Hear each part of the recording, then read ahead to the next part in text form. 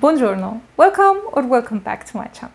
Today I have another haul to share with you that will include all the fragrances that are not Middle Eastern that I added recently to my collection. So I did a Middle Eastern haul and I shared my first impression on all these viral Middle Eastern fragrances. I will leave it linked down below as well in the eye if you are curious about viral Middle Eastern fragrances. And in today's video I'm going to share with you the rest of the fragrances that I've got recently. They include also all the fragrances that I did a review on. You will find in the description down below all the reviews I practically did on almost all of the new releases, so definitely check the description down below. I am going to go through them very quickly to go to the part where I share with you all the new fragrances that I've never talked about and that I'm really excited to have added to my collection. Let's start with the fragrances that I did a review on and just do a very quickly recap on them. So the most anticipated release was for me L'Interdit Absolu and Burberry Goddess Intense.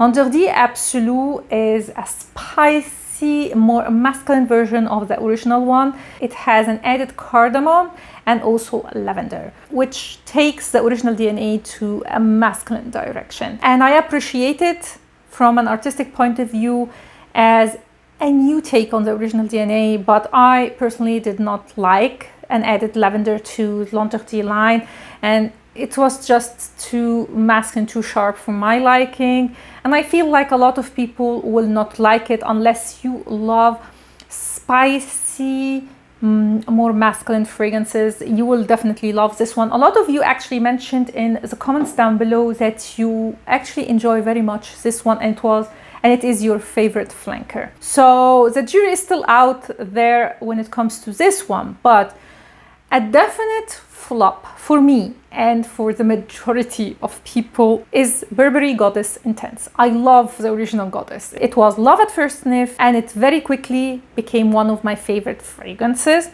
And I was looking forward for an intense version because the longevity on Burberry Goddess was not so great. So I blind bought the intense one and I did not like this one at all. They added patchouli to this fragrance and it is so predominant. Very strong, almost medicinal. So the original one had lavender mixed with the vanilla and it was so beautiful. It just added something magical to the vanilla. It's so classy and so beautiful. But I feel like patchouli with lavender just made this one medicinal, sharp, very nasty smelling, I have to admit. They definitely ruined Burberry Goddess with this release, in my opinion. A very pleasant surprise was for me the new Valentino Born in Roma Gold. This is a tropical take on the Born in Roma DNA, and it is a beautiful gardenia vanilla fragrance, very similar to Alien Goddess from Mugler. And honestly, as I said in my review, if we compare the two, I prefer Alien Goddess because it has jasmine, while here it's gardenia. It's not like I don't like gardenia, but if I am picky and I have to choose between the two, I will definitely go for that one. But still, this is a great release, a beautiful tropical fragrance. It's not overly tropical, if you know what I mean. So definitely recommend this one. But I feel like if you have Alien Goddess, you don't need this one. And if you are choosing between the two, it will depend on the flower that you like. If you love jasmine, go for Alien Goddess. And if you love gardenia, go for the new Born in Roma Gold. The next one is All of Me from Narciso Rodriguez. This is the intense version and I love this one so much. It's definitely an intense version of All of Me, but it's very similar to Musc Noir Rose, which is my favorite one from Narciso. Does it beat that one? Of course not. The main difference, I would say, is the geranium, which is very predominant in the original one of All of Me, and I didn't like it. Here it's not as predominant, and also it has this beautiful tuberose and vanilla. So I would say the difference is the geranium here and the fruitiness that is present in Musc Noir. Rose. So all of Me Intense definitely gets a thumb up from me, and although it is similar to Musk Noir Rose, I am keeping this one in my collection. Another two flankers that I didn't expect much of are the new Lancôme Idole Eau de Toilette and Very Floral from Irresistible line from Givenchy. Both of these are like a lighter version of the original one. When it comes to Idole Eau de Toilette, they added a beautiful tea note, which really makes this one so unique and beautiful. This tea note makes it the perfect like spring fragrance and an early morning summer fragrance. I don't know why I'm so specific about the timing when it comes to this one, but I love to spray this one particularly in the morning when I go out, when it's still not too hot outside and you want something fresh but still floral. I feel like this just hits the spot.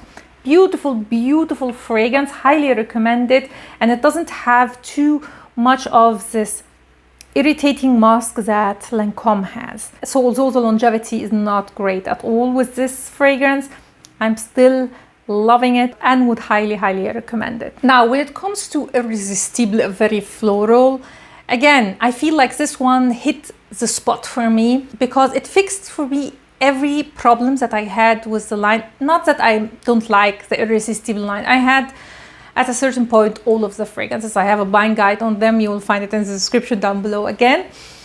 The original one was too sweet, so the time where I can wear it was very short, and it's one of the fragrances that I still crave during springtime. But again, I was not using it enough. I had also the fresh one, which I kept for a long time as more of a summer fragrance, but this is definitely replacing it because this one has this very summer solar note that is just so beautiful. It's very happy and easygoing, and I love this flanker. So this one I am definitely keeping, and I already decluttered the fresh one because I definitely like this one more. It has coconut water, it has like this beautiful solar note, and the iris here is not too much, the sweetness is not too much. This is a very well balanced summer floral. Next I have the new Chanel fragrance. This is Gabrielle. Gabrielle Essence is one of my favorite fragrances and one of the oldest fragrances in my collection. I love Gabrielle. So when they came out with a flanker, of course I was really excited, but I was a little bit skeptical because low name, and it didn't disappoint in that regard. So this is a very light version of Gabrielle. Extremely light, don't get me wrong, but the scent is so beautiful. I don't care if this one doesn't last long. This is how much I love it, especially again like with the Idole fragrance. This is like for me the perfect fragrance when you wake up in the morning, you are getting ready to go out and you want to feel put together. This is the fragrance. Extremely elegant, classy, and I feel like you always feel elevated when you wear this fragrance, whatever you are wearing. So I always gravitate towards this one when I want to feel put together and classy, especially in the morning. Love this scent. The price tag, of course, is not great, but still, even with the price tag, I love this fragrance and I would repurchase it, definitely. Speaking about summer, the next one was released quite a while ago, but I didn't get it and I didn't do a review on it, and I'm so upset that I didn't do that before because this is one of the most beautiful fresh summer fragrances. This is Mandarino di Sicilia from Acqua di Parma. This is from the Blue Mediterranean line. As you all know, it's my favorite line and my favorite Italian niche brand. This, guys, may replace, most probably will replace Mandarin Basilic from Guerlain, which is my favorite freshie of all time. This smells like an authentic mandarin fruit. Like you are peeling the mandarin, you're feeling the juice, you get the peel, you get a little bit of the leaves because it has also a predominant petit gras note. Just so juicy and so authentic smelling. This is definitely recommended for those who love like an authentic representation of a citrus fragrance. Like if you love Orange Sanguine from Atelier Cologne, that was an authentic representation of a blood orange, you'd love also this one. It's so beautiful and juicy. Just what I expected from Acqua di Parma. What can I say? A 10 out of 10 fragrance for sure. And these were all the fragrances that I did a review on recently. Now let's get to all the new fragrances that I added to my collection. I did get a little bit of travel sizes. Let's start with the first one, which is a blind buy. This is Juliet from Juliet Has a Gun. Actually, I don't know how this fragrance smells. So this is the first impression. This is a cherry fragrance. And as you all know, I love cherry. So very excited to smell this fragrance. I definitely get the cherry, and it's not a gourmand. It's what you would expect from Juliet Has a Gun. So more of a fresh fruity take. You definitely can smell the synthetic base of Juliet Has a Gun, but it's cozy in a way and warm. So I guess there is vanilla and amber maybe. And the cherry is light. It's not sweet, it's not gourmand as I said. It's just a fresh take on this DNA. I like it, but it's not what I am looking for, let's say. I definitely like it more as a fresh take when it comes to cherry, to Q from Dolce & Gabbana. That one has also a cherry note, but I feel like this one is, you can feel the cherry more. So looking forward to play with this one. Now the next ones are travel size, but because they only come in this size. I am talking about Vacation in a Bottle line from Cayle. And I have 2 of them. I've tested all 4 of them, and I would recommend 3 from the 4. So there's one missing that I still am looking for a good deal in, and that is Capri in a bottle. So I have here Maui in a bottle and Maldives in a bottle. Let's start with Maldives in a bottle. And this one is a tropical coconut with a banana note. I really love these small bottles from Cayle. And it has a ylang note. So it's kind of a coconut and banana fragrance. Let me spray it here.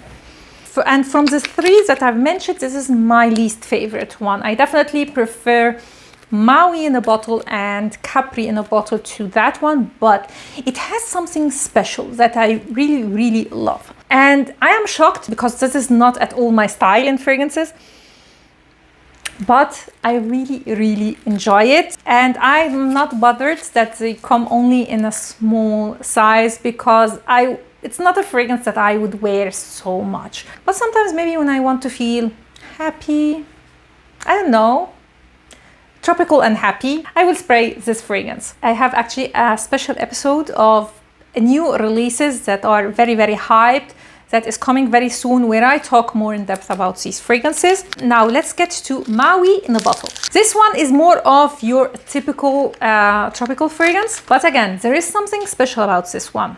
Oh, it's the jasmine. It's the jasmine for me. And this one has again banana. But smelling the 2, I feel like I have more banana in the Maldives one than this one. I smell more of the pear and the jasmine, and both of them are so beautiful here. A sweet, juicy pear with jasmine. Oh, and a coconut base, and it's not, again, too dense, not too tropical. It's very fresh. This one, I may say, deserves for me at least a big bottle. As you all know, Cayle is a hit or miss for me. But I feel like she did a great job with this Vacation in a Bottle, and the concept I really like. Let's get to another travel size. This is from Kaylan. And this is just a travel scent duo of Good Girl Gone Bad and Love Don't Be Shy. Now, Good Girl Gone Bad, I already tested, and I was not a fan, but I don't know why I tested that fragrance again, and I was like, why did I hate this one? So since I was not sure, I decided to get a travel size, and also decided to get Love Don't Be Shy because I've never tested it. Can you imagine? Yeah. So I am going to keep Love Don't Be Shy for a future video of testing hyped niche fragrances. I don't think that I'm going to like it because from the description of people, it's very sweet and also it is very orange blossom focused, and orange blossom is not my favorite note. Oh my God, this packaging is so beautiful and heavy. Wow. Wow, look at that. Beautiful. So let's test again Good Girl Gone Bad and see if I changed my mind. You see, now I don't like it. It's not like I hate it, but it's too green, too green tuberose for my nose. I don't understand now why I loved it again. I don't know. Now I am returning to my previous opinion that I don't like it. You know, some fragrances, you have to be in a certain mood, in a very, very, you know, specific situation to enjoy. Maybe this is one of them. So I am going to test it further and see, but I love this packaging. Oh my God, this is so beautiful. And even if I don't like these two fragrances, I'm not upset because now I can get from Kaylan all like the small sizes and just put it here. A lot of Kaylan fragrances are a little bit or too masculine or more of a black tie event, in my opinion, to have a full bottle of. So now I am more encouraged to get like a travel size of all their fragrances. I don't know if all the fragrances are available in a travel size. Anyway, love the casing, the fragrance, I don't know about. And with these, I've finished all the travel sizes. Now let's get to full bottles. I am going to start with a blind buy that really went wrong. This is Cosmic from Kylie Jenner.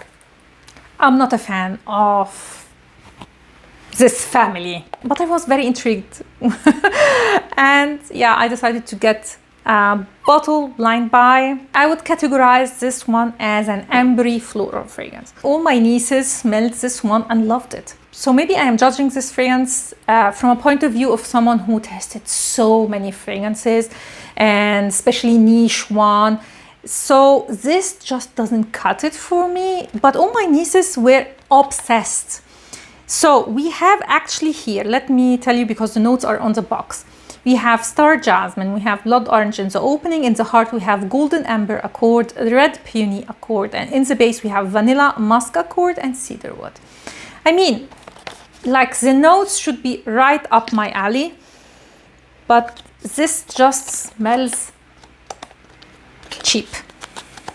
The amber here is very cheap and the vanilla is cheap. So it's just not it for me. And I feel that this fragrance doesn't really represent Kylie Jenner. I was expecting something a little bit more edgy, let's say.